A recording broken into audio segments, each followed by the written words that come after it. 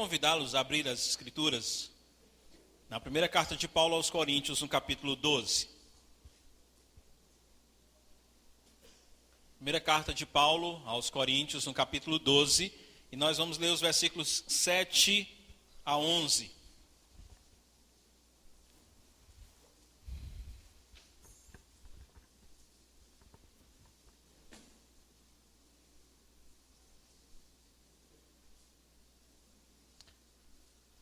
Primeira carta de Paulo aos Coríntios, capítulo 12, versos de 7 a 11.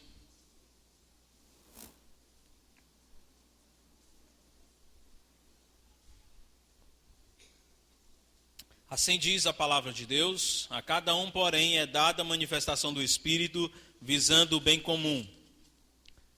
Pelo Espírito a um é dada a palavra de sabedoria, a outro pelo mesmo Espírito a palavra de conhecimento, a outro fé pelo mesmo Espírito, a outro dons de curar pelo único Espírito, a outro poder para operar milagres, a outro profecia, a outro discernimento de espíritos, a outro variedade de línguas e a outro interpretação de línguas. Todas essas coisas, porém, são realizadas pelo mesmo e único Espírito, e ele as distribui individualmente a cada um como quer. Oremos.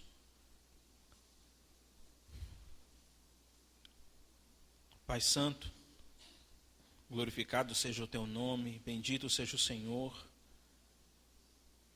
pois aquilo que faz, tudo aquilo que o Senhor faz é reto e justo.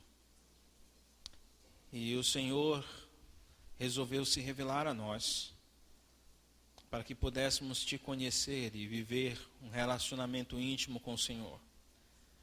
E uma das coisas que precisamos é justamente compreender a tua mensagem, compreender essa revelação do Senhor.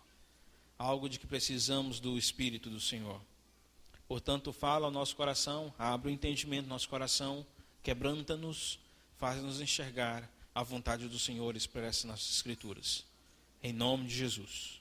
Amém. Amém. Meus queridos, todos os membros da igreja precisam ser mais relevantes uns aos outros. Me desculpem, não sei se alguém sabe onde está o controle aqui desse split. Se alguém achar para desligar, que facilita aqui para não ficar passando a página. A expectativa de Deus é de que todos os membros da igreja sejam realmente alguém que toque a vida de outras pessoas com quem convive. De longe, o propósito do Senhor é imaginar que os seus filhos, que se entregaram a Ele como servos, simplesmente fiquem assistindo o que acontece na igreja. Assistindo cultos, assistindo encontros de célula, assistindo o que os outros fazem. De longe, essa é a intenção de Deus. A igreja primitiva tinha essa característica. O capítulo 2, versículo 42 de Atos, diz que eles se dedicavam ao ensino dos apóstolos, à comunhão, ao partir do pão e às orações. Eles se dedicavam a uma convivência diária uns com os outros. Em tal convivência, eles viviam abençoando uns aos outros, expressando o amor do Senhor de uns para com os outros. O resultado disso, diz o versículo 47, que eles louvavam a Deus e tinham a simpatia de todo o povo. Mas parece que Satanás conseguiu nos convencer de que a igreja possui alguns profissionais que trabalham e o restante são clientes que vêm consumir aquilo que é feito pela minoria da igreja. Não sei se isso está acontecendo na sua vida, eu não estou julgando você, mas existe uma boa parte dos irmãos que estão vendo os seus líderes de célula visitando as casas, cuidando uns dos outros, estão vendo algumas pessoas ministrando louvor aqui na frente, outras servindo na recepção do culto, outras servindo no cuidado com os bebês e com as crianças, outros servindo com cuidado das crianças maiores, outras servindo de várias maneiras. E estão assistindo, e em alguns casos acham muito bem feito o que está acontecendo, em outros casos veem alguns defeitos e criticam. Mas é possível que parte dos irmãos estejam envolvidos no ministério. É possível que parte dos irmãos estejam realmente saindo de suas casas durante a semana para viver com outras pessoas, conviver com outras pessoas e abençoá-las. Porque esse é o propósito do Senhor. Efésios capítulo 4, versículo 12, o Senhor nos orientou que nós deveríamos preparar os santos para a obra do ministério. Quem são os santos? Sem dúvida, não são um grupo de dentro da igreja. É toda a igreja. Porque todos nós fomos chamados para ser santo como o Senhor é santo. E estes santos, o Senhor nos orientou a prepará-los para a obra do ministério. A palavra ministério quer dizer serviço, com o intuito de que o corpo seja edificado.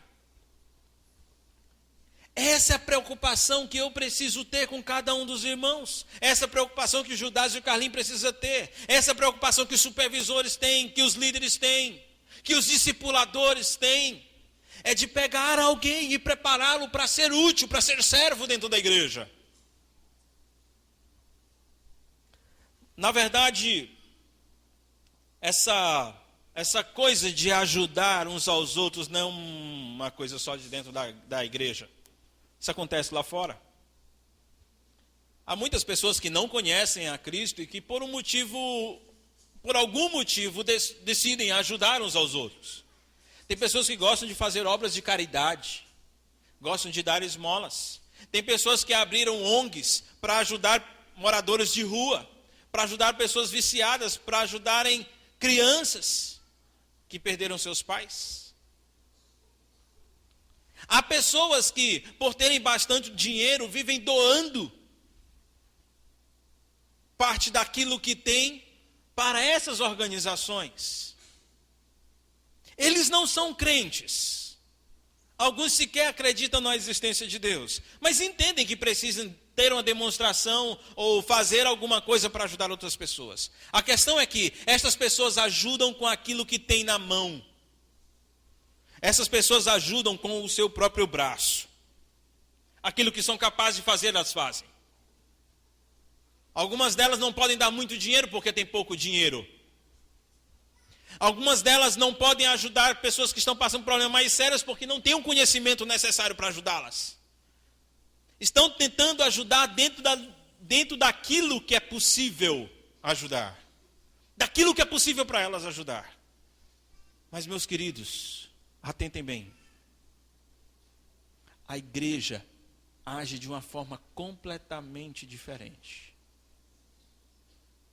A igreja ama os outros e procura ajudá-los com um detalhe.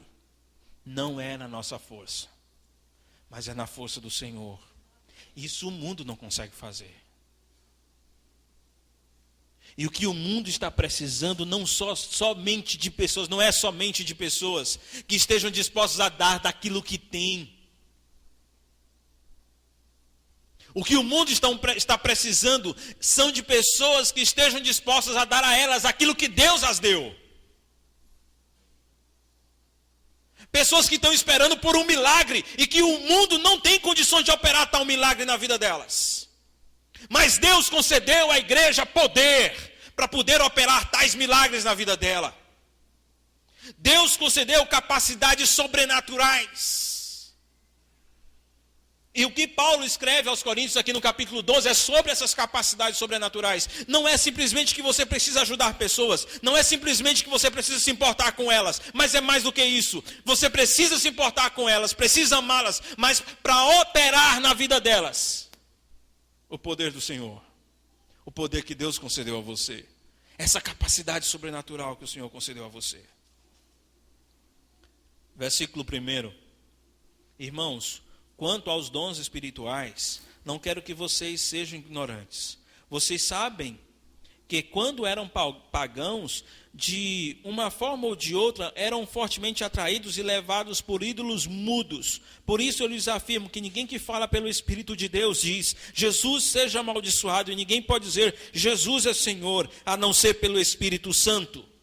As verdades que eu vou expor para os irmãos agora, parte desses 3 versículos. Partindo desses 3 versículos, o que nós temos para os irmãos é uma mensagem que diz, antes de vocês se tornarem cristãos, vocês seguiam ídolos. Cada um tinha alguma coisa que utilizava para satisfazer-se. Algumas pessoas tinham como idolatria a prostituição, algumas pessoas tinham como idolatria as drogas, algumas pessoas tinham como idolatria o seu marido, sua esposa, seus filhos, alguma pessoa tinha como idolatria a televisão, outros a internet. Tínhamos ídolos que eram mudos, que não faziam nada, mas nós nos entregávamos a eles antes de conhecer a Cristo. Satisfazíamos o desejo do nosso coração, ídolos que satisfaziam os desejos do nosso coração. E o Senhor diz, mas agora não é mais assim. Porque é provável que você tenha entregue sua vida para Jesus. É provável que você realmente tenha sido regenerado. E se isso aconteceu, o Espírito de Deus entrou na sua vida. Através desse Espírito você pode dizer, quem é o Senhor hoje da minha vida? É Jesus. É por causa desse Espírito que você evoca o Senhor como Jesus, como o Senhor da sua vida. É por causa dele, se não há desejo no teu coração de tratar a Jesus como o Senhor, se não há convicção no teu coração de tratar a Deus como o dono da sua vida, eu sei que o Espírito de Deus não moveu você.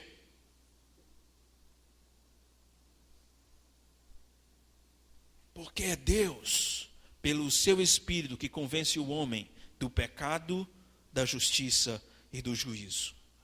E agora, deixamos de correr atrás daquelas coisas que queríamos que satisfazesse nosso coração e corremos atrás do Senhor para fazer aquilo que lhe agrada. E o que Deus interessa é que a igreja não seja formada por telespectadores ou por espectadores, mas por atores no corpo de Cristo.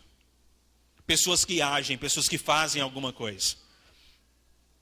O versículo 7 traz uma verdade sobre a nossa supercapacitação. A cada um, porém, é dada a manifestação do Espírito, visando o bem comum. A pergunta é, a quem é dada a manifestação do Espírito? A cada um. Existe alguém que foi salvo por Cristo Jesus, regenerado, que recebeu o Espírito de Deus, que não possua uma capacidade sobrenatural para ajudar uma outra pessoa? Não. E aí você precisa entender onde foi que Deus colocou você e como Deus tratou você. Quando Deus te resgatou, meu querido, Deus colocou em você uma capacidade que não é comum, uma capacidade que não é natural, uma coisa que os outros não conseguem fazer, com o poder que você faz. Deus concedeu algo poderoso a você. Sabe? Se alguém perde um ente querido e está sofrendo com a separação definitiva, e vem alguém que é seu amigo e não possui o Espírito de Deus, e traz uma palavra de consolo, aquela palavra poderá consolar. Mas se você, que possui o Espírito de Deus, for conversar com ela, as Escrituras dizem, o que você falar em Cristo Jesus será poderoso na vida daquela pessoa. É completamente diferente. Entende porque o mundo precisa de você? Entende porque os demais irmãos precisam de você? Quando alguém está no hospital, está doente, está enfermo, e seus amigos vêm, seus familiares vêm, isso traz conforto, não é verdade? Mas quando a pessoa que vai lá, trata-se de alguém salvo por Cristo e cheio do Espírito do Senhor, não é só uma visita que ela recebe, é a manifestação do poder de Deus que ela vê lá naquele lugar. E eu quero que você olhe para você como uma pessoa muito, mas muito especial para Deus. Eu quero que você olhe para a sua vida, não como mais aquele pecador que estava enterrado na lama, mas como um santo servo do Senhor, dotado de uma capacidade sobrenatural para operar na vida de outras pessoas. Eu quero que você olhe para você como instrumento de Deus. Eu quero que você olhe para a sua vida como um canal onde o poder de Deus vem e atua na vida dos outros. Porque é isso que você é, de acordo com esse texto. Deus decidiu manifestar o seu poder a cada um. Não fica um de fora.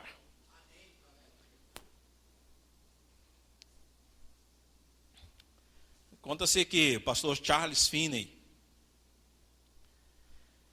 foi convidado uma certa oportunidade para visitar uma fábrica. Eu não sei explicar tudo o que aconteceu. Mas o fato é que, quando ele olhava no olho de algumas pessoas, só o olhar dele fazia com que aquelas pessoas chorassem, perturbadas com seus pecados. Algumas pessoas caíam no chão. Estamos falando de alguém que tinha uma vida de oração de cerca de 5 horas por dia. Mas o Senhor não disse que há aqueles que oram 5 horas por dia, eu vou manifestar o meu poder na vida delas. Não, versículo 7 diz, a cada um, porém, é dada a manifestação do Espírito Santo. A cada um.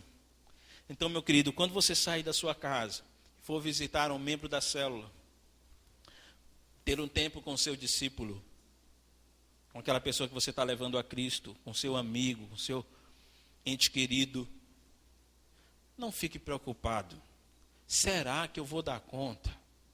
Meu irmão, se você estiver confiando no Senhor, se você estiver atento ao fato de que Deus quer usar você, quando você abrir a boca, Deus vai falar. É isso que você precisa compreender. Você que é líder, e às vezes você fica preocupado, poxa vida, eu estou trabalhando e não está dando nada certo, a célula não está crescendo, tem muita pessoa que está presa lá no pecado. Não se engane, não deixe Satanás implantar mentira na sua cabeça. Ainda assim, Deus tem manifestado o seu poder na sua vida para abençoar a sua célula. Ainda assim.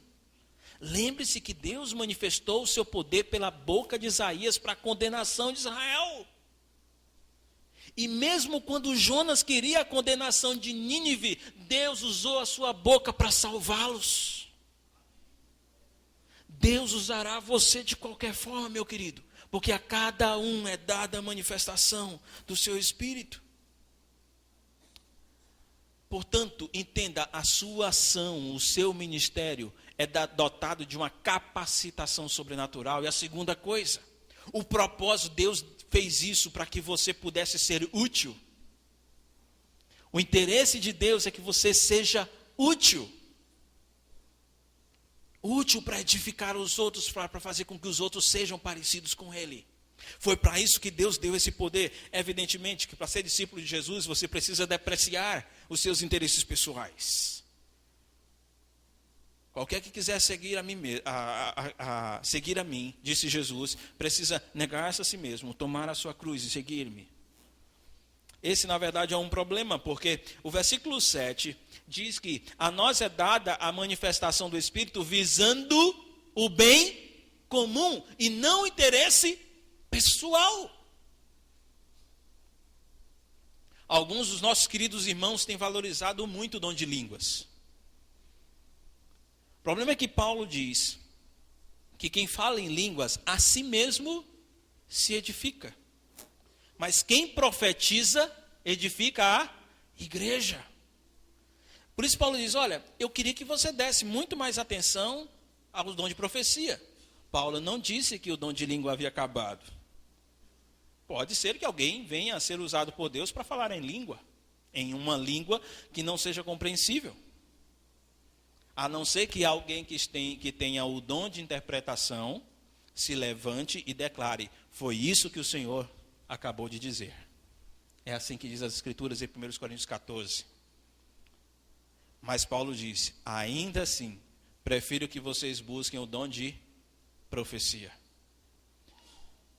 Ainda assim, o dom de línguas e alguns outros dons, até mesmo o dom de profecia, o dom de ensino, que às vezes nos coloca em posição de destaque, pode nos levar a ter uma visão egocêntrica.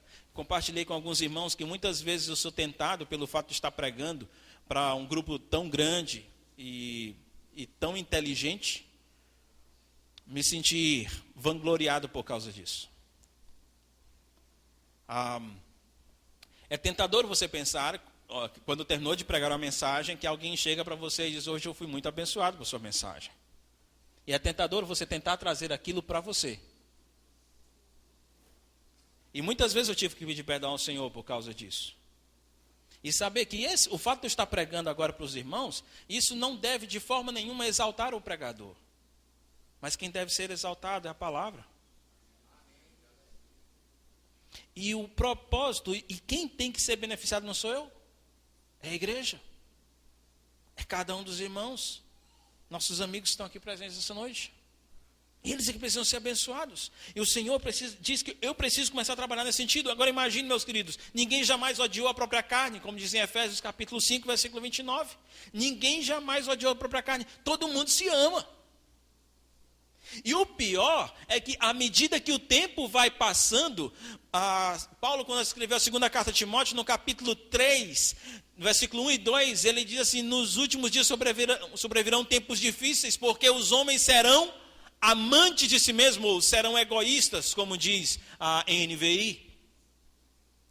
Nós cada vez mais estamos sendo impulsionados a amarmos a nós mesmos. Cada vez mais.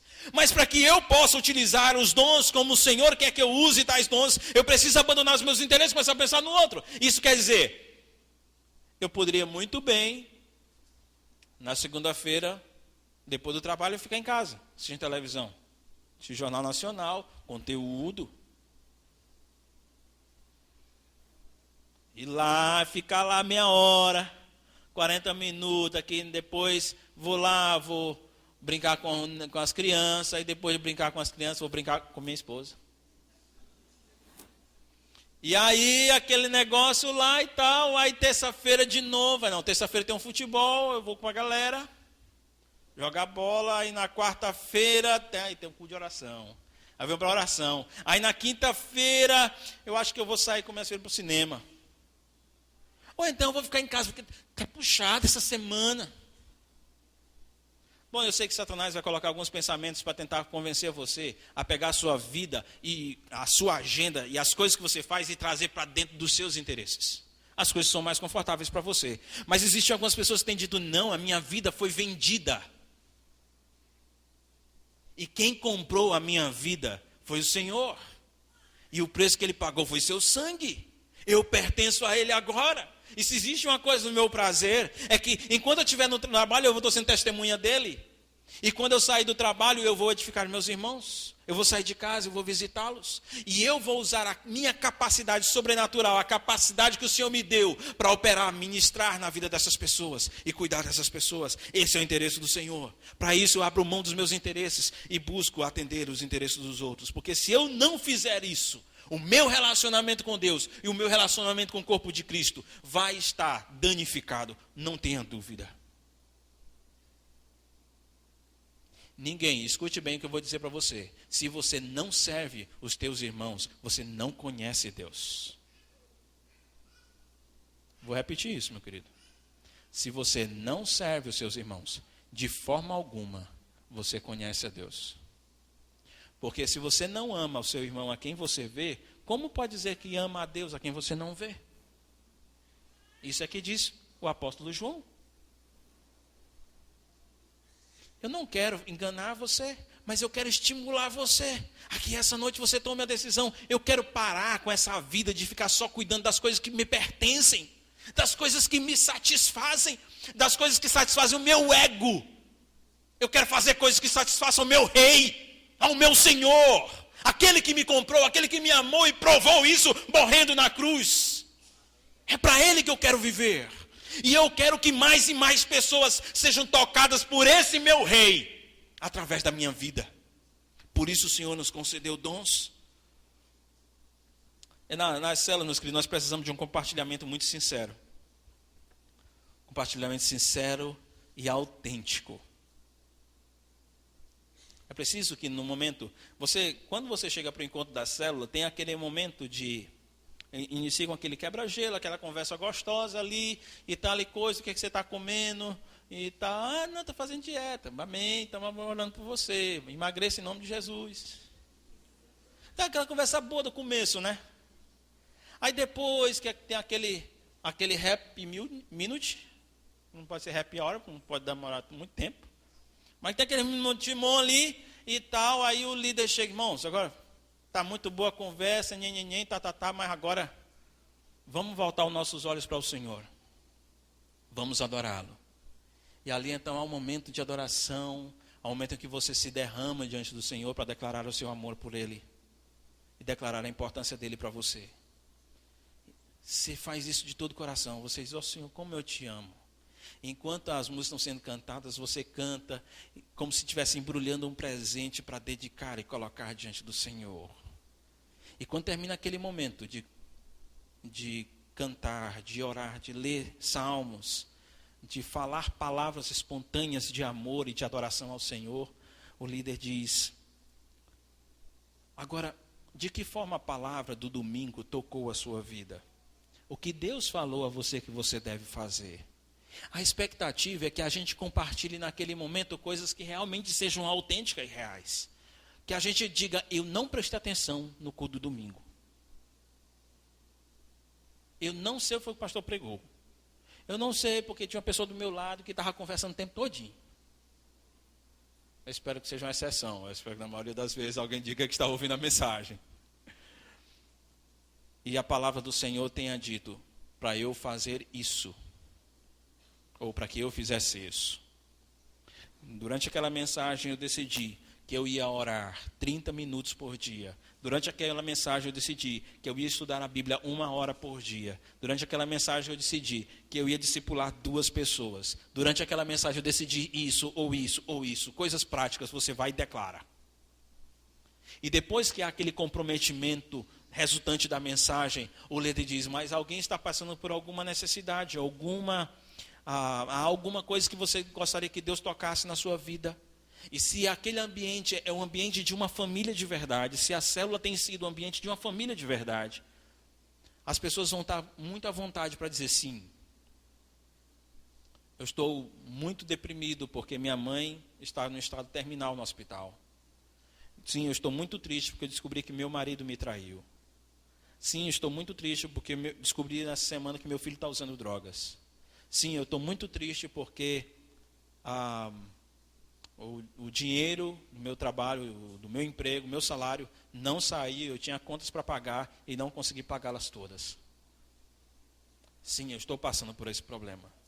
E nesse momento a atitude da célula é parar o encontro ali. Parar o encontro não. O fato é que naquele momento a célula vai se voltar para aquela necessidade e vai começar a buscar mais informações sobre o que está acontecendo. Aquela mãe que está no hospital, diz, onde é que ela está hospitalizada? Há quanto tempo que ela está hospitalizada? Qual é o problema de saúde que ela tem? Qual é o horário que você tem para me acompanhar, para que eu possa fazer uma visita a ela?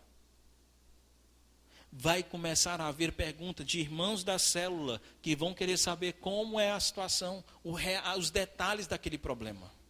E depois que os detalhes foram dados, um irmão vai dizer, o irmão vai chegar e vai dizer, pois eu posso fazer isso. O outro vai dizer, pois eu posso fazer isso. O outro vai dizer, pois eu vou fazer isso. O outro vai dizer, pois eu vou fazer isso. Cada um conforme o mover do Espírito de Deus naquela hora. E sairão todos ali comprometidos para abençoar a vida daquele que colocou diante da célula a sua dificuldade. Eu só gostaria de fazer uma observação em relação a necessidades financeiras. Em algumas vezes nós temos tido experiências de pessoas que têm chegado e aproveitado o ambiente amoroso da célula para compartilhar situações de dificuldades financeiras pelas quais está passando. E simplesmente levando em consideração o amor que a célula possui por aquela pessoa que está passando a necessidade, mas sem considerar discernimento e sabedoria, simplesmente vão lá e dão dinheiro ou pagam a conta. Eu queria dar uma orientação então para os irmãos. Antes que façam isso, se vocês realmente amam, se vocês realmente se importam e quiserem cuidar, como as Escrituras dizem que você deve cuidar de uma pessoa assim, precisa haver algumas perguntas antes. Como é que você chegou a essa situação? Enquanto você estava cuidando das suas finanças, você estava seguindo os princípios da palavra do Senhor? Você dava preferência por pagar à vista? Você evitava ficar devendo? Você, quando ia assumir um compromisso, verificava se o seu orçamento permitia isso? E se isso não acontecia? E se isso acontecia, evidentemente, a célula precisa abrir o bolso e chegar, vamos pagar a sua conta. Se ele está vivendo uma vida íntegra no cuidado das suas finanças, a célula precisa botar a mão no bolso e abençoar a vida daquele irmão. Agora, sim, foi percebido que havia alguma falha na condução, precisa primeiro haver fruto de arrependimento. Antes de ajudar, precisa haver fruto de arrependimento. Por que foi que chegou essa conta? Não, é porque eu ganhava tanto e eu terminei fazendo algumas compras sem planejar, e agora eu tenho uma prestação da televisão, e agora eu tenho uma prestação do som, e agora eu tenho uma prestação do carro. E aí a célula precisa exortar. Você entende que você pecou contra o Senhor, na forma como você conduziu suas finanças? Entendo. Você está realmente arrependido? Estou. Então, como demonstração do seu arrependimento, nós vamos orientá-lo a devolver a sua televisão.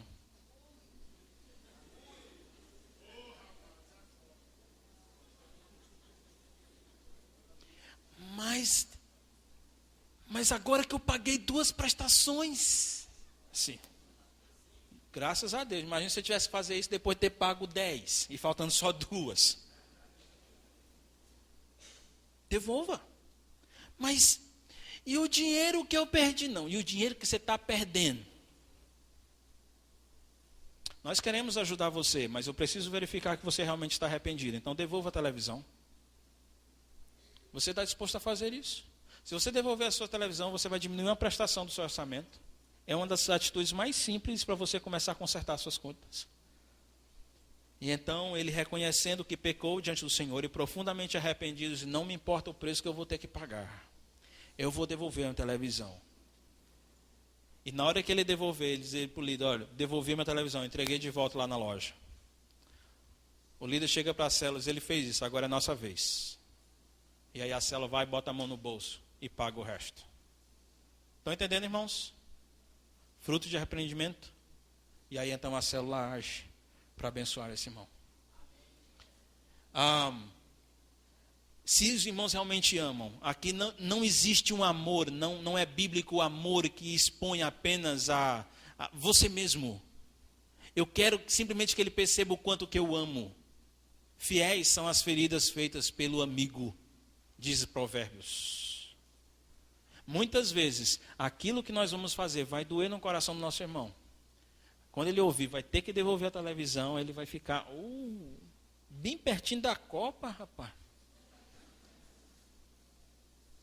Poxa vida, e vinha com 4 óculos 3D. Era bom demais, a gente assistia filme, o monstro vinha para engolir a gente. Mas, meu irmão, pois é, olha a vantagem, né? Vai ficar vivo, o monstro não vai engolir mais você. Devolva essa maldita televisão. Amém, irmão? Amém. Oh, glória. Fruto de arrependimento nós já estamos vendo, né?